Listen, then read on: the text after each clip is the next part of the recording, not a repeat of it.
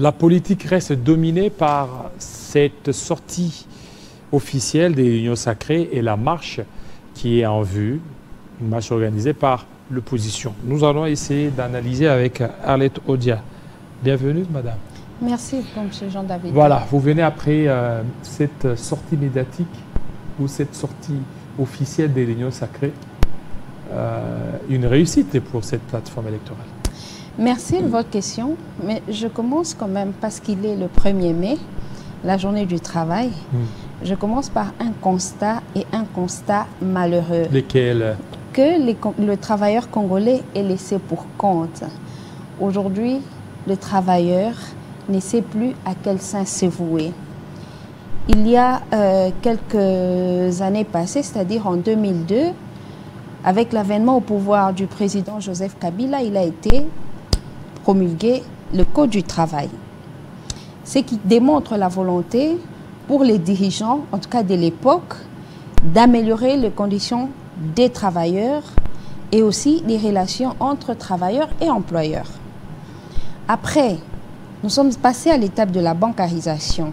Vous savez combien les travailleurs, que ce soit dans les secteurs publics que dans les secteurs privés, qui sont victimes de la rançon des agents payeurs et une volonté bien manifeste par les autorités de l'époque, bien sûr sous le régime de Joseph Kabila, de bancariser le travailleur.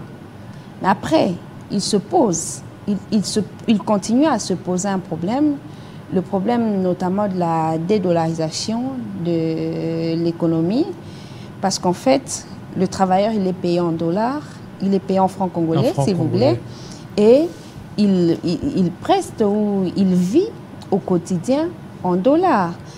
Donc, au nom de la continuité de l'État, on aurait bien voulu, partant des bases solides qui avaient été jetés par le président Kabila, qu'il y ait une continuité. Mais à ce jour, ce n'est du tout pas le cas et cela nous dérange. C'est qu'ils sont payés en francs congolais comme ça a été dans les temps et ça continue. C'est quoi? Vous plaignez par rapport à l'inflation? Bien sûr, nous nous plaignons. Ce qui me dérange, c'est qu'il n'y a pas eu d'évolution, il n'y a pas eu d'amélioration au-delà de ce qui avait été fait par le régime du président Joseph Kabila. Vous entendrez les gens dire, mais il y a eu une augmentation des salaires de 30 000 francs sur une catégorie précise de travailleurs. Figurez-vous que c'est lui qui hier touché, sous le régime de Kabila, 210 000 francs, avec le taux de 1800 contre $1, il avait 116 $ de salaire. Mais c'est lui qui aujourd'hui touche 240 000, c'est-à-dire 210 000 plus 30 000 qui lui ont été ajoutés par le régime actuel contre 2350 francs. Donc 100 $. Échangé à il est autour des 100 $. Donc, non seulement que dans les faits, dans le concret, il n'y a pas eu d'amélioration dans les conditions des vies, les conditions de travail et la dédollarisation, la dépression monétaire. Il y a des fictifs qui ont été dénichés par l'IGF. Mais pourquoi vous ne saluez pas le travail des titans abattus par l'IGF pour dénicher des fictifs? Vous pouvez avoir une personne qui, à elle seule, peut recevoir 3 ou 4 salaires. C'est décevant, ça. Je pense que les fictifs, il y en aura peut-être toujours. C'est parmi les mots qui gangrènent l'administration. Je pense que c'est aussi le cas même en dehors et dans d'autres pays. Mais ce qui est essentiel, c'est que les dirigeants doivent comprendre qu'ils ont pour mission d'améliorer les conditions des populations. Et aujourd'hui, s'agissant de la condition des travailleurs, il lui fallut qu'il y ait de l'évolution par rapport à ce qui a été fait.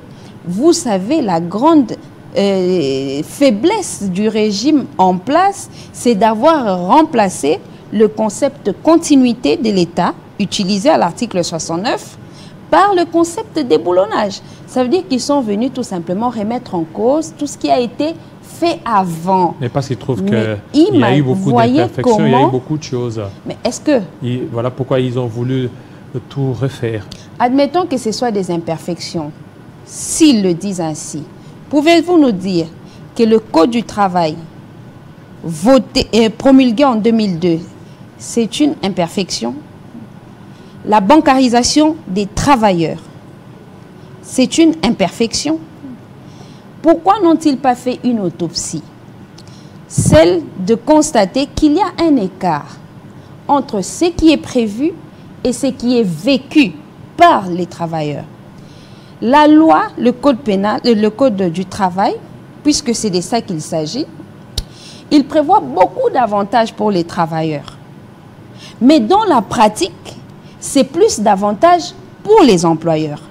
Mais les dirigeants devraient chercher comment combler ce vide. Mais malheureusement, ceux qui sont là, vous savez qu'ils ont d'autres priorités. La priorité de se remplir les poches, la priorité de se lancer dans l'injure facile, dans l'invective. Oui, mais il y a la guerre, il y a les élections, il y a d'autres priorités. Vous voyez pas. Mais pourquoi vous ne voulez pas aussi les comprendre? Parce qu'il y a la guerre qui est là. Tout cela justifie notre regret, comme je vous ai dit. Les travailleurs sont laissés pour compte. C'est ce qui nous fonde à nous battre pour faire partir ce régime qui n'a aucun avantage. Ils sont payés régulièrement malgré la guerre, malgré tout, ils sont payés. Mais vous savez qu'aujourd'hui, les travailleurs, sinon les agents, les fonctionnaires de l'État, ils comptent des mois d'impaiement.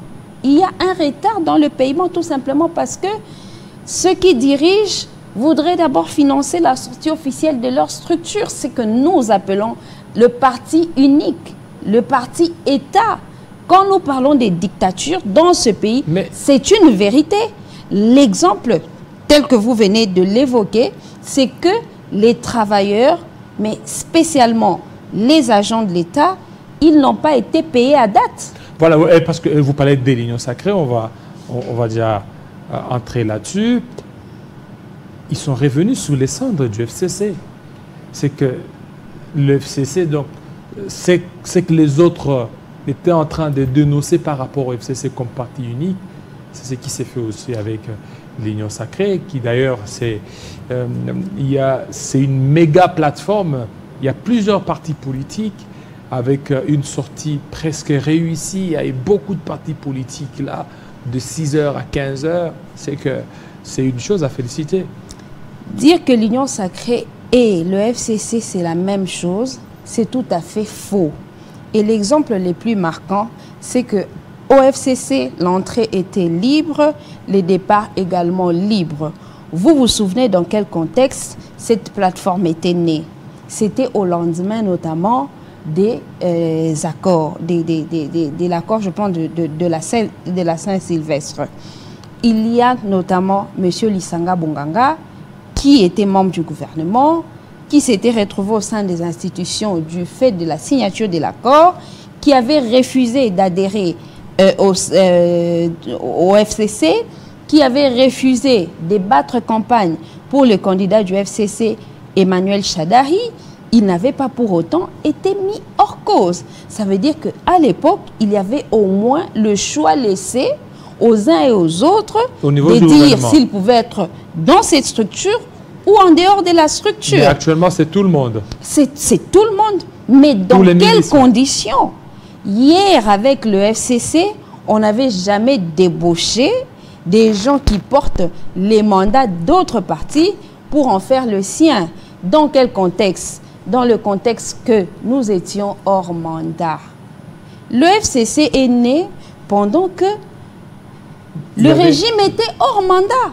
Il y avait des dispositions particulières prises par l'ensemble de la classe politique. L'accord de Saint-Sylvestre. Mais en ce moment-ci, la plupart de ceux qui constituent l'Union Sacrée, ils ont le mandat des autres partis politiques. Ça n'a jamais existé. Ces choses ne respectent rien, aucun principe tel que dans un État démocratique. Mais cela ne suffit pas. Vous savez, il y a des Congolais qui s'en foutent qu'il y ait des gens qui respectent ou qui ne respectent pas les lois de la République. Mais améliorer au moins leurs conditions de vie, améliorer leurs conditions de travail. C'est ça l'élément le plus essentiel. Parce que c'est en fait ça la mission des dirigeants. Qu'est-ce qu'ils ont fait dans le sens d'améliorer la vie des Congolais, absolument rien. Au-delà de ce fait, ils veulent même compromettre l'avenir. Compromettre l'avenir, c'est justement ne pas favoriser les bonnes conditions de la mise en place de la CENI, de la Cour constitutionnelle, élaborer la loi électorale. Élaborer la loi électorale de manière cavalière, c'est tout ça les problèmes que nous avons avec cette union sacrée. C'est pratiquement un parti-État. Le FCC, vous savez ce qu'étaient ses organes. Et l'objectif, il y en avait, je pense, deux, si ma mémoire ne me trahit pas. Il fallait que les forces politiques qui en avaient pris part s'arrangent pour que les élections se tiennent dans le délai. Ça, c'est au départ. Et quand ça s'est transformé en une plateforme électorale, l'objectif était tout simplement de porter la candidature du prochain président de la République. Comme l'Union sacrée aussi, mais ce n'est porter pas la vrai. candidature Quand vous du entendez, président Félix Tshisekedi. Quand vous entendez, vous les entendez parler des visions. Du bon côté. Ils sont du bon côté. Est-ce qu'on peut être du bon côté de l'histoire en ayant utilisé les fonds publics pour des activités privées? Rien ne prouve qu'ils ont utilisé ces fonds publics. Vous ne pouvez pas dire que rien ne le prouve. Il n'y a pas de vidéo. Monsieur Jean-David, quand les fonctionnaires de l'État sont habitués à toucher leur paye le 28 du mois, ou le 26 ou le 27, ils y vont jusqu'au 15 du mois qui suit sans être payés. Vous ne dites pas qu'ils n'ont pas touché. Au fond de l'État, cela est vrai. Personne ne peut y croire, justement parce que ce n'est pas une vérité. Nous pensons que les Congolais ont atteint une maturité qui ne permet plus de la manipulation. Vous avez vu leur réaction au stade. Ils sont d'abord arrivés en retard. Non, mais depuis 5 heures. Non. Ils étaient là depuis 5 heures. La manifestation était prévue pour 10 heures. 10 heures. Mais à 10 heures, le stade il était encore à plus de la moitié vide. À 10 heures. Contrairement à la messe du pape. Contrairement à la messe du pape, déjà à 5 heures, à 3 heures, tout le monde était là. À 10 heures, la messe avait commencé. À 11 heures, au plus tard 12 heures, tout le monde était chez soi. Les Congolais ont démontré qu'ils n'étaient venus que pour justifier les peu de fonds qu'ils avaient reçus dans l'informel. Quand est arrivé le moment de suivre les discours, ils sont tous partis. Parce qu'ils considèrent que l'heure n'est plus au discours. L'heure n'est plus au discours. Pendant que je vous parle, il y en a qui ne peuvent plus manger à leur faim. Les enfants qui n'étudient pas dans les bonnes conditions. La vie, elle devient intenable, les routes sont impraticables. Vous vous souvenez qu'il a été mis en place ici à Kinshasa, le projet de Kinshasa Zéro Trou. Qu'est-ce que les Kinois s'attendaient de ce projet? Que d'ici la fin du régime de M. Tshisekedi, qu'il n'y ait plus des routes impraticables à Kinshasa. Mais par où vous pouvez passer? Ici à Kin, vous passez par où? Sans trouver des routes abîmées. Mais à quoi avait servi ce projet? Le Congo, ce n'est pas seulement Kinshasa, même à l'intérieur. Mais je vous donne un exemple d'un projet qui ne devrait se réaliser qu'à Kinshasa. Mais parlons aussi du projet des 145 territoires. Qu'est-ce qu'ils ont fait? À l'intérieur. Qu'est-ce qu'ils ont commencé? À l'intérieur, au niveau des Kalambambouji, au niveau de l'Est, il y a des écoles qui sont construites. Il y a des centres hospitaliers qui sont construits. Monsieur Jean-David, permettez-moi de revenir sur ce que j'avais déjà dit. Je vous ai dit que le rôle et la mission des gouvernants, la mission essentiellement du gouvernement, c'est d'améliorer les conditions de vie des populations. Et quand vous venez au pouvoir, vous trouvez une population qui se plaint de misère, qui se plaint de faim. Vous ne commencez pas, ou bien vous ne vous apaisantissez pas sur la construction des infrastructures. Non. Pourquoi ils veulent bien aller réhabiliter, aller tenter de construire? Parce que là, c'est facile de faire des détournements. Vous vous souvenez encore? que M. Kamere, quand il a quitté la prison, qu'est-ce qu'il a dit? Il a dit, par le fait pour lui d'être en prison, il n'a pas réussi à faire vulgariser la réalisation des travaux du 100 jours, du projet 100 jours. Et qu'une fois en liberté, il démontrerait aux Congolais que ce projet avait déjà été réalisé à 75%. Qu'est-ce qu'il a fait pour montrer ces 75%? Ça veut dire que ça n'existe pas. Non, mais c'est à peine qu'il vient d'être nommé au gouvernement en tant que ministre d'État, VPM en charge de l'économie. Mais puisque c'est de lui qu'il s'agit. Vous voulez qu'il fasse les miracles? C'est de lui qu'on parle. Vous vous souvenez qu'aussitôt qu'il a été nommé membre de l'actuel gouvernement, il a dit aux Congolais qu'il se battrait pour que les taux des dollars baissent. Ah, on baisse. Mais un mois après, nous sommes au-delà d'un mois. Mais il est en train de se battre. Mais depuis qu'il est là. C'est pour cette raison que les Congolais ont refusé de l'écouter au Stade des Martyrs. Parce que c'est la même chose qu'il avait dit au moment de sa nomination. Donc le Congo a refusé. Totalement. Ils ont totalement refusé. Alors maintenant, pour mettre ça, pour mettre fin à ça, il y a ces Sanga, Fayulu, Katumbi, Matata qui seront dans la rue dans pratiquement 12 jours, le 13. Est-ce que vous aussi vous vous inscrivez dans cette optique? Il faut d'abord dire que ce qui nous intéresse, c'est la raison pour laquelle les gens manifestent. Et cette raison, vous la connaissez. C'est que la CENI doit être recomposée. La Cour constitutionnelle également. La loi électorale, elle doit être révisée, mais surtout aussi la paix à l'est de notre pays. N'est-ce pas la même chose que le FCC de Joseph Kabila a dit depuis tout ce temps? Depuis plusieurs mois. Nous ne disons que la même chose. Vous allez marcher aussi? Mais là n'est pas encore le débat. Là n'est pas encore la priorité. Notez d'abord que nous défendons aujourd'hui la même chose, que l'opposition politique dans notre pays défend la même chose. Nous ne voulons pas de cette CENI à laquelle nous ne participons pas. Il n'y a pas nos délégués. Nous ne voulons pas de cette Cour constitutionnelle parce qu'elle a été mise en place sans le respect des règles de l'art. Nous ne voulons pas de cette loi électorale parce que nos membres n'ont pas participé aux commissions qui ont travaillé pour la promotion ou la promulgation de cette loi. Nous ne voulons pas non plus que nos compatriotes continuent à croupir, à subir des tueries, alors que M. Tshisekedi disait qu'avec la mutualisation des forces, avec l'état de siège, avec l'intégration de la RDC à l'EAC, on ne compterait plus des morts. Mais l'insécurité continue à nous déranger à l'est du pays. Vous avez écouté, monsieur le président de l'Assemblée nationale, vous dire même que nous n'avions plus le contrôle du fleuve Congo. Comment pouvez-vous penser que nous, acteurs politiques, sommes contents d'aller aux élections dans ces conditions-là? Et la démarche des leaders d'opposition qui se sont réunis à Lubumbashi, elle est fondée. Ils défendent la même chose que nous. Nous sommes ensemble en esprit. Attendez le moment venu, nous serons également ensemble. Est-ce que d'abord vous êtes prêts pour les élections?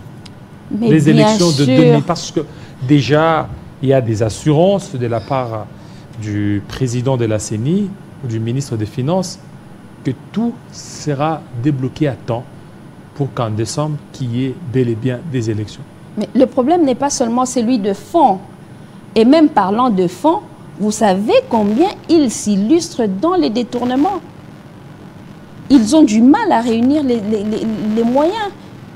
Mais comment du mal? Parce qu'eux-mêmes ont rassuré qu'il y aura bel et bien. Mais combien de fois ils ont rassuré?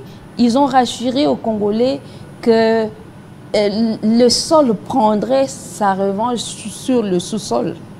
Ils l'ont dit. Ils ont dit qu'on va vivre le peuple d'abord. Ils ont aussi dit qu'on vivrait l'effectivité de l'état de droit. Ce n'était que des contre-vérités. Vous n'allez pas nous dire de croire à une telle déclaration pendant que lui, c'est lui qui est leur président de la CENI, dit tout à fait le contraire. Le président de la CENI dit qu'il n'y a pas de moyens, il n'est pas financé à temps. Les actions de la CENI ne sont pas financées à temps. Dans ces conditions, vous voulez que nous croyions à ces choses-là? Nous n'allons pas y croire. parce que ce sont des contre-vérités. Tout ce que nous exigeons en ce moment, c'est que les élections se tiennent à date et dans les bonnes conditions. Le PPRD de Joseph Kabila est prêt pour ces élections. Vous savez combien? Mais vous n'êtes pas fait enrôler. Comment vous dites que vous êtes prêt? Nous ne pouvons pas nous faire enrôler parce que, comme l'a dit le secrétaire permanent Ramadan Tchadal, il n'y a pas encore de CENI. Mais si on organise les élections aujourd'hui, le PPRD non partant. On ne peut pas organiser les élections sans l'opposition. Vous savez bien que le FCC de Joseph Kabila, ce n'est pas une famille politique dans l'opposition, mais qui accepte tout simplement de jouer le rôle de l'opposition. Joseph Kabila n'a jamais perdu aux élections. Les élections législatives, il les avait gagnées. M. Tshisekedi ne les a pas gagnées. Donc nous ne sommes pas supposés être dans l'opposition. Nous acceptons de jouer ce rôle. Et ils doivent respecter nos droits. C'est la moindre des choses. Et c'est tout ce que nous exigeons. Ils ne peuvent pas continuer de le faire. Moi, je vous dis que hier, j'ai été dans une descente à la base, essentiellement à la Tchangou, où j'ai essayé de palper la réalité de nos compatriotes, de mes propres doigts. J'ai dit à cette population qu'en décembre 2023, élection ou pas élection, le PPRD sera au pouvoir, il doit être au pouvoir, parce qu'il y a un travail de reconstruction qui a été interrompu. Nous devons les continuer. Quand Tshisekedi vous dit que pour lui c'est le déboulonnage et non la continuité, ça veut dire qu'il a freiné l'État. Et c'est ce qui justifie la souffrance indescriptible de Congolais. Nous ne pouvons pas rester indifférents face à cette situation. Nous nous battons. Et pour rentrer aux affaires, il faut faire exactement ce que nous faisons. Nous sensibilisons l'opinion publique. Nous sensibilisons le souverain primaire pour que, en cas du non-respect des principes démocratiques jusqu'à la fin du régime du mandat électif en cours, eh bien, ce peuple prendra ses responsabilités. Voilà. Merci. Merci beaucoup, Arlette Odia Toutou, de votre passage. Ah, c'est à moi de vous dire merci. Voilà, merci. Alors, affaire Kabound. Kabound, il a été soudoyé plusieurs fois, qu'il a refusé l'offre. Nous allons un peu en savoir plus avec les porte-paroles de son parti. C'est tout de suite.